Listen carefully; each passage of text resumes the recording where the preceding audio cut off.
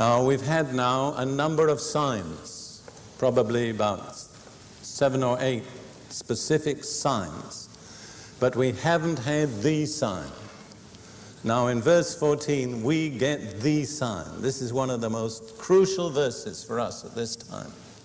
What is the sign?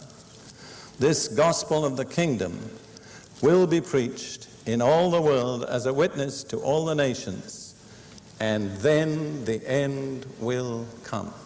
That's very specific. Jesus was asked, what will be the sign of the end?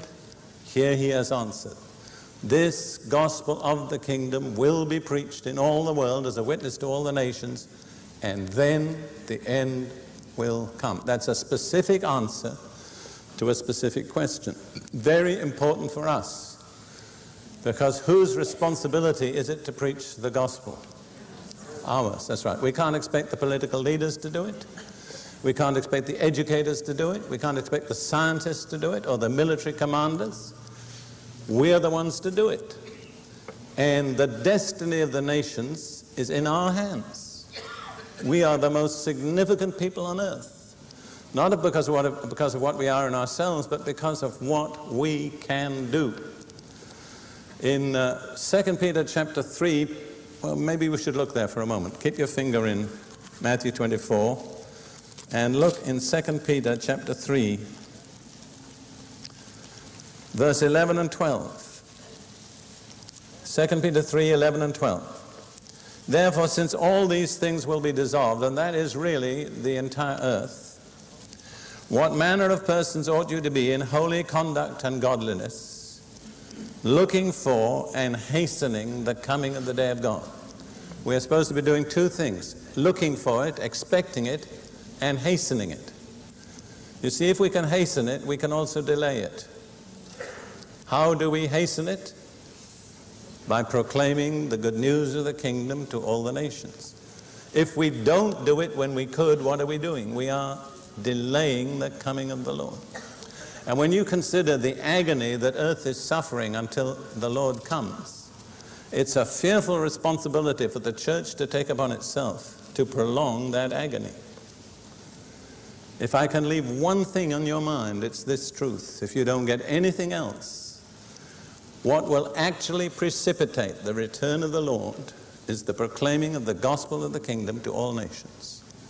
Because when he left, he said to his disciples, go into all the world, preach the gospel to every creature, go and make disciples of all nations. He is not coming back till we've done it. Having spent 5.5 years in the British Army, I know about military orders. Orders are orders. And the first thing they tell you in the army is ignorance of orders is no excuse for disobeying them. Can I say that to you? Ignorance of orders is no excuse for disobeying them. And then they said, once orders are given by an authority, they're in force until they're cancelled by someone with authority. Jesus is the authority. He gave those orders. He's never cancelled them. They are still in force. And he's not going to come back for a church that has failed to carry out his orders.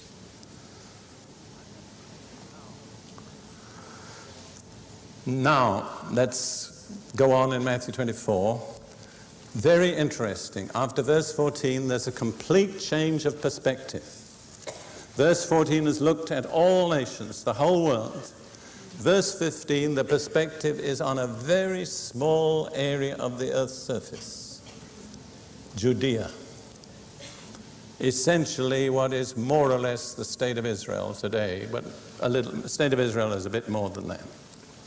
Incidentally, forgive me for saying, but the Bible doesn't call it the West Bank. Nor do the Jewish people. They call it Judea, still today. All right, now let's look at verse 15. Therefore, when you see the abomination of desolation spoken of by Daniel the prophet standing in the holy place, whoever reads, let him understand. Then let those who are in Judea flee to the mountains. Let him who's on the housetop not come down to take anything out of his house. Let him who's in the field not go back to get his clothes. But woe to those who are pregnant and to those who are nursing babies in those days. And pray that your flight may not be in winter or on the Sabbath. Now, when it speaks about the abomination of desolation in the holy place, I have to say to you frankly, I don't know exactly what that is. But I believe in the context, the holy place must be the temple area in Jerusalem. And whatever the abomination of the desolation may be, I'm inclined to believe it's some kind of idolatrous sign set up in that temple area proclaiming that the Antichrist is to be worshipped. It comes to the point when the Antichrist declares himself as God and demands the worship of the Jewish people. And they're going to be faced with a crisis, because no Jew will voluntarily bow his knees to any human being.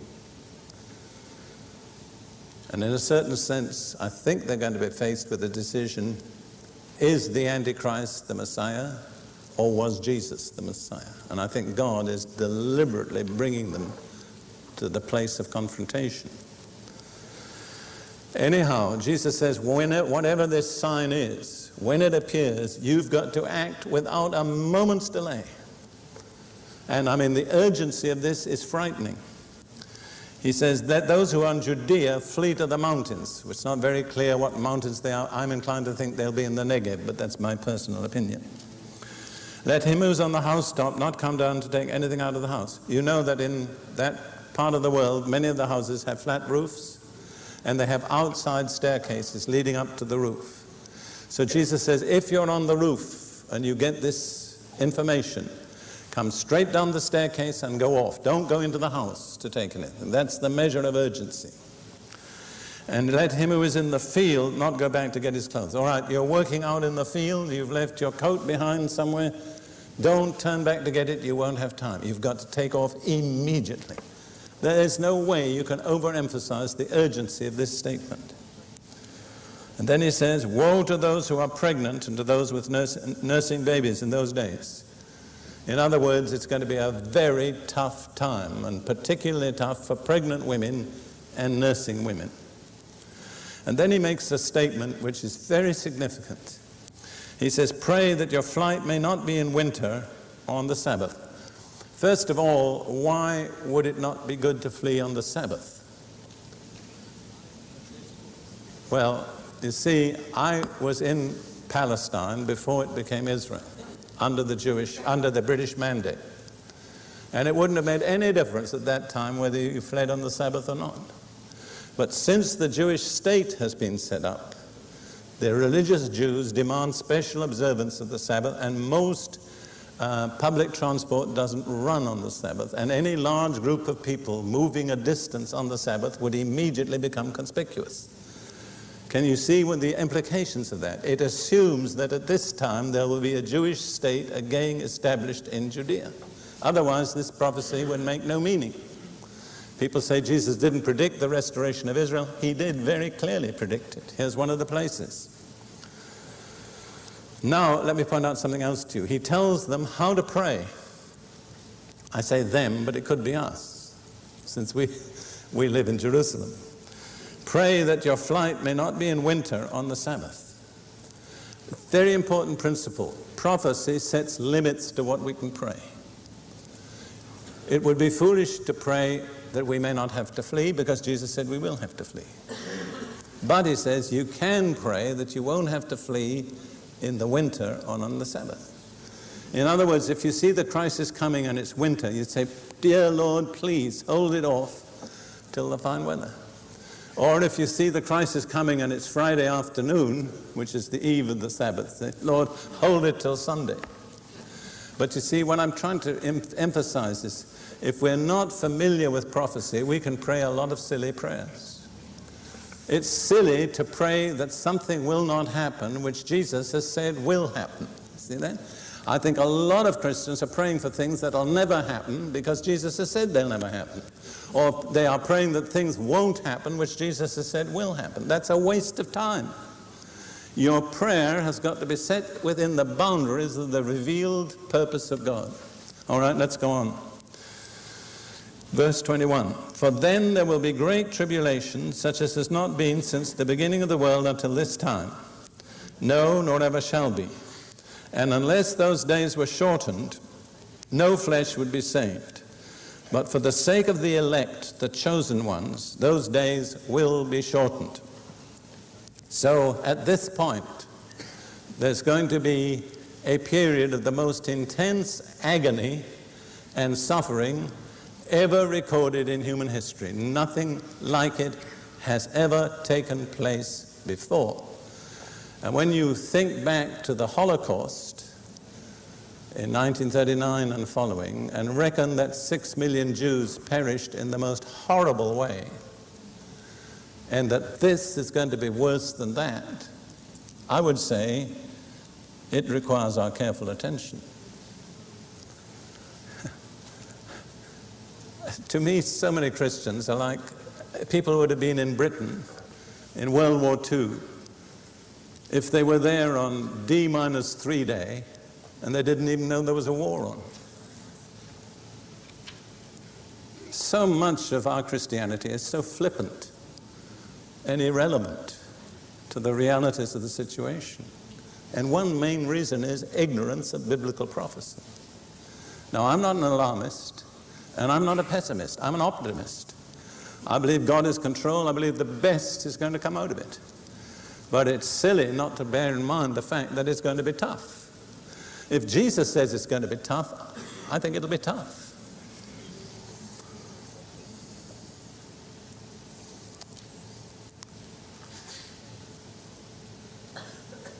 Jesus said the situation will be so terrible that life on earth actually will be threatened.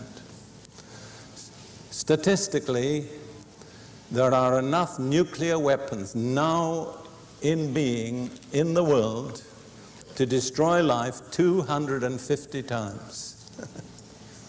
A few years ago, people scoffed at this remark and said, how could anything ever happen that would threaten all life? There's nothing to scoff about now. Now, I'm not saying that it'll be a nuclear war. I'm just saying at least it's scientifically not merely possible, but most scientists think it's probable. Scientists are probably the people who are most alarmed. Christians are sleeping. Now, I believe this tribulation, this is my opinion, you can disagree with me and still go to heaven, but I believe this tribulation will be in two, shall I say, phases. The first phase will concern Israel, which is where this is said. But it won't stop there. Let's look at two statements about Israel. First of all, in Jeremiah chapter 30. Jeremiah 30, beginning at verse 3.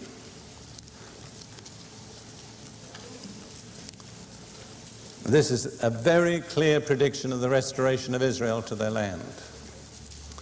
There's only two alternatives. You either believe it or you don't believe it, but you cannot explain it away.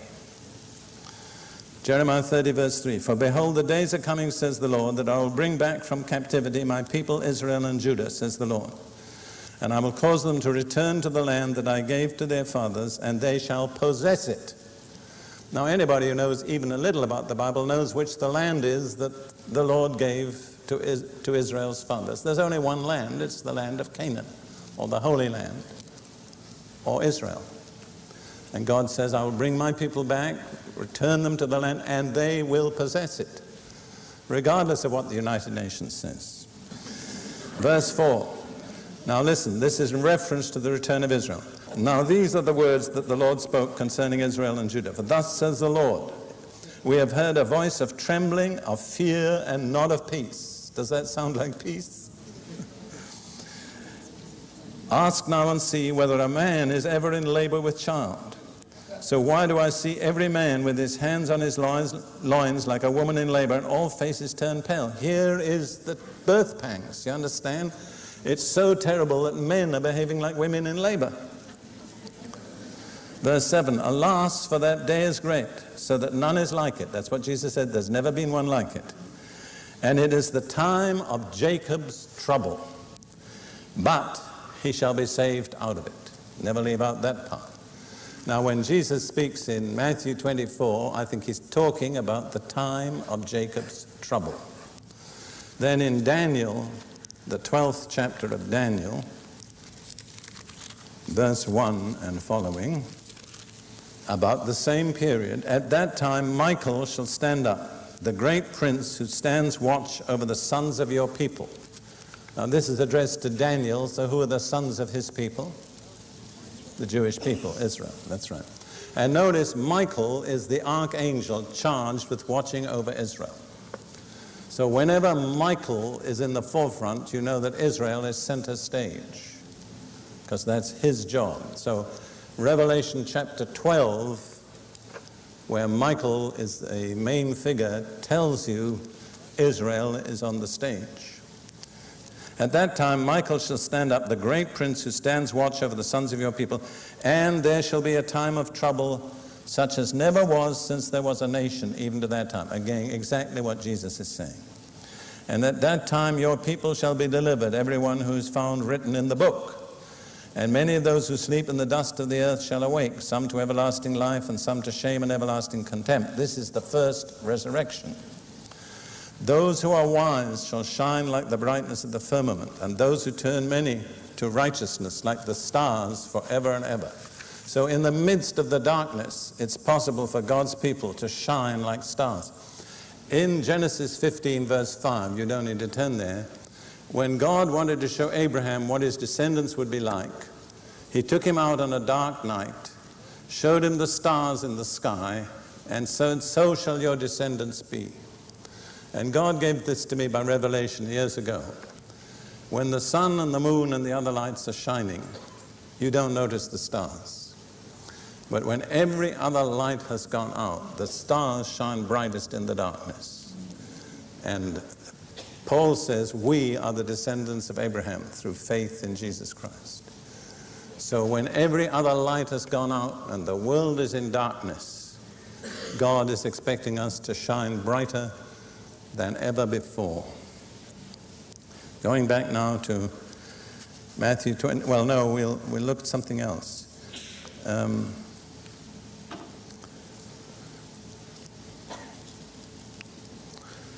Let's turn to Romans. You keep your finger in Matthew 24, we'll be back then. Right? Turn to Romans chapter 2.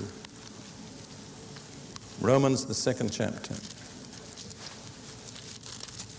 Just 2 verses.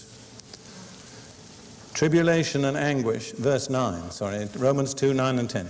Tribulation and anguish on every soul of man who does evil, of the Jew first and also of the Greek, the Gentile. But glory, honor, and peace to everyone who works what is good, to the Jew first and also to the Greek. So there's a divine order in the outworking of God's judgments and God's blessings. The order is to the Jew first, also to the Gentile. So when tribulation comes on Israel, that's a prelude to worldwide tribulation. Very important to remember that, even in the contemporary situation. The problems that hit Israel, which are numerous, are probably going to hit the rest of the world pretty soon.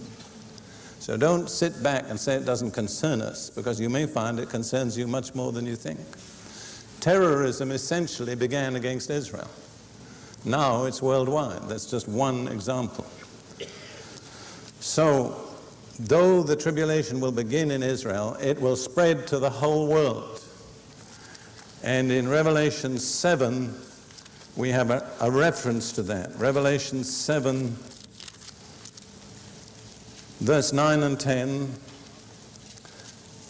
This is part of John's vision. After these things I looked, and behold, a great multitude, which no one could number, of all nations, tribes, peoples, and tongues, standing before the throne and before the Lamb, clothed with white robes, with palm branches in their hands, crying out with a loud voice, saying, Salvation belongs to our God, who sits on the throne, and to the Lamb. And then one of the elders said to John, Who are these arrayed in white robes, and where did they come from? And I said to him, Sir, you know. So he said to me, These are the ones who come out of the great tribulation and have washed their robes and made them white in the blood of the Lamb. So there is the great tribulation. It is now worldwide. All peoples, nations, tribes, and tongues. Exactly as Jesus predicted. Now we must go on quickly. Verse 23 through 26 is another warning against deception. Then if anyone says to you, Look, here is the Messiah, or there, do not believe it. For false messiahs and false prophets will arise and show great signs and wonders, so as to deceive, if possible, even the elect. Bear in mind, false prophets can show miracles. You do not believe a man is a true prophet merely because he shows miracles. There are satanic miracles. Then Jesus says, see, I've told you beforehand. Verse 26, therefore, if they say to you, look, he is in the desert, do not go out. Or look, he's in the inner rooms, do not believe it. Why? Because when he comes, it's going to be visible to the whole earth simultaneously, like lightning. There's not much secret about this, is there? The preparation is secret, the manifestation is very public. Verse 27, for as the lightning comes out of the east and flashes to the west, so also will the coming of the Son of Man be. It'll be like lightning. It'll straddle the earth in one moment. No question of having to go to some secret place to find him. You know the Jehovah's Witnesses teach that Jesus has come back. Did you know that? And he's in the 20th floor of some building in New York City. See, that's a typical example of deception. All right. Verse 28, for wherever the carcass is, there the vultures will be gathered together. How many of you have seen vultures? I suppose you don't see them in this country much, but in the Middle East, especially in Egypt, you see these, I get so interested in this, I've got to hurry up, but you see these birds up in the sky hovering, circling, coming lower and lower and lower. What do you know? You know there's something dying down below. So Jesus says when you see all the vultures gathering around a certain place, you know something's dying. Well, I want to tell you, I believe that certain place is the land of Israel. And I would have to say we've got just about all the vultures there already. Every kind of error and deception and anti-Christian force is represented somewhere in that little nation. Now we must go on quickly. Verse 29. I want you to notice the first word, immediately. Did you hear that? Immediately. Immediately after the tribulation of those days, the sun will be darkened, the moon will not give its light, the stars will fall from heaven, the powers of the heavens will be shaken. Then the sign of the Son of Man will appear in heaven. Then all the tribes of the earth will mourn, and they will see the Son of Man coming on the clouds of heaven with power and great glory. Now, I want to point out to you that word immediately. Immediately after what? The tribulation. What will happen? The signs that immediately precede the return of Jesus will take place, and then he will be seen by all nations coming in power and glory. So what's the last major condition on earth before the visible return of Jesus? I didn't hear you. Tribulation. That's right. Vultures. Now listen. Some of you will understand why I say this and some won't. But if the church is going to be responsible for the condition on earth immediately prior to the return of Jesus, then the church is going to be responsible for the tribulation. I don't want to accept that responsibility personally. In other words, I don't believe the church is going to have the last say on the condition on earth before Jesus returns. I think many evil forces are going to move in and assert themselves. And we are not going to have to accept responsibility as the Church of Jesus Christ for the state of affairs immediately prior to the return of Jesus. Can you understand what I'm saying? Does that make sense to you? You see, there is a teaching that the church is going to take over the world and present it to Jesus. We're going to present to him a situation of tribulation, according to this. I'd rather not be responsible for that. Okay. Now, I trust I can say this charitably, but that kind of teaching arises out of a deliberate ignoring of biblical prophecy. And it's very dangerous. You remember the title that I gave to my previous message? Ignore it at your peril. This is not something to argue about or play about. It's something that's life and death. We need this light in a dark place.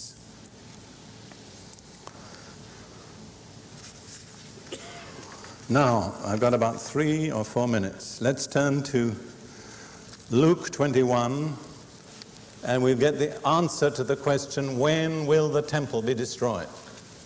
You remember that was the first question. We haven't looked at the answer. Luke 21, we're going to read from verse 20 and following. But when you see Jerusalem surrounded by armies, then know that its desolation is near. What is the sign?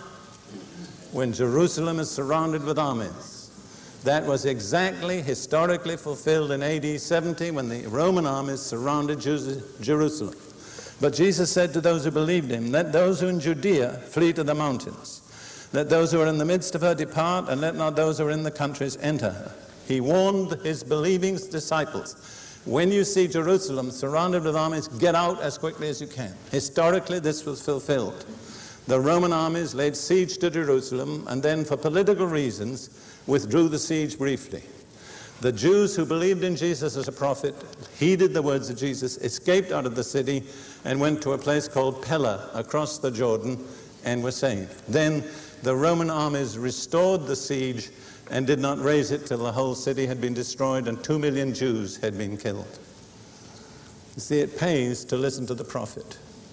I believe exactly similar principles apply today. We need to listen to that prophet. Now let's go on and see. Verse 22, for these are the days of vengeance, that all things which are written will be fulfilled. Written where? In the Bible, and primarily in the prophet Moses. But woe to those who are pregnant, to those who are nursing babies in those days, for there will be great distress in the land and wrath upon this people. What people? The Jewish people. And they will fall by the edge of the sword and be led away captive into all nations. Fulfilled. 2 million killed, 1 million sold on the slave markets of the Roman world. That's not the end of the story. The little half, last half of verse 24, and Jerusalem will be trampled by Gentiles until the times of the Gentiles are fulfilled. What's the next thing that happens? Read on. The visible return of the Lord in glory. So when Jerusalem is delivered from the dominion of Gentile nations and restored to Jewish government, it's an indication that the next thing that's going to happen is the return of the Lord. If you would like information about further teaching resources available from Derek Prince Ministries UK, please call us and request a copy of our latest resource guide on 01462 492 100. You may also visit our website at www.dpmuk.org or write to us at DPMUK, Kingsfield, Hadrian Way, Baldock, SG7 6AN.